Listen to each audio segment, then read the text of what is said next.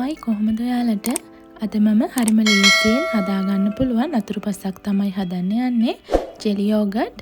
මුලින්ම jelly gram 100 packet එක මේ විදිහට දාගෙන ඒකට උණු වතුර මිලිලීටර් 500ක් එකතු කරලා මේ ටික හොඳට දිය කරගන්නවා.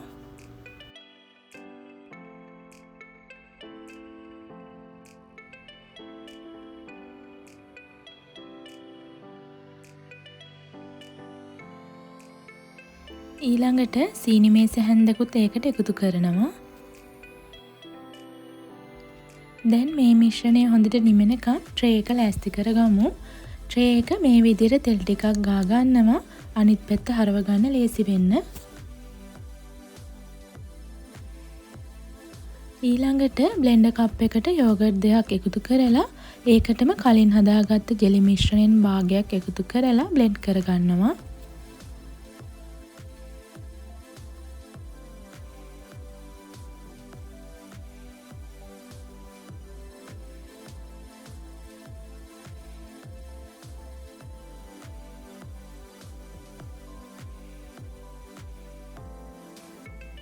දැන් මේ බ්ලෙන්ඩ් කරගත්ත මිශ්‍රණය ට්‍රේ එකට දාගෙන සෙට් වෙනකම් ශීතකරණයේ පැයක් විතර තියාගන්නවා.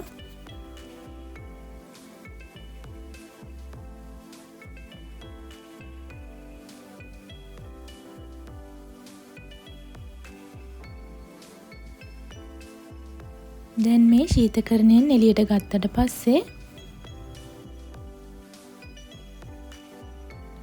ඊළඟට ඉතුරු ජෙලි මිශ්‍රණය මේ විදිහට මේකට උඩින් දාගන්නවා.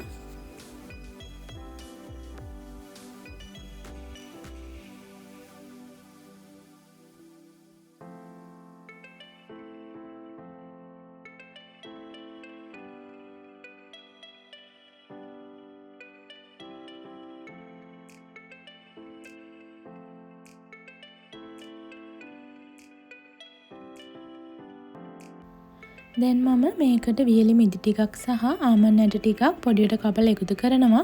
මේක අනිවාර්ය නැහැ. ඊට පස්සේ නැවතත් මේක සෙට් වෙන ශීතකරණයේ තියෙනවා. ඉතින් මේ තියෙන්නේ මම හරිම ඉක්මනින් හදාගත්ත ජෙලි යෝගට් එක. ඔයාලත් හදලා බලන්න. මේ විදිහට අඩු වියදමකින් ගෙදර හැමෝටම කන්න ජෙලි යෝගට් හදාගන්න පුළුවන්. ඔයාලා දිගටම මේ වගේ වීඩියෝ බලන්න කැමති නම් මගේ YouTube channel එකත් subscribe කරලා තියාගන්න. අපි නැවතත් මේ වගේ වීඩියෝ එකකින් හමු වෙමු.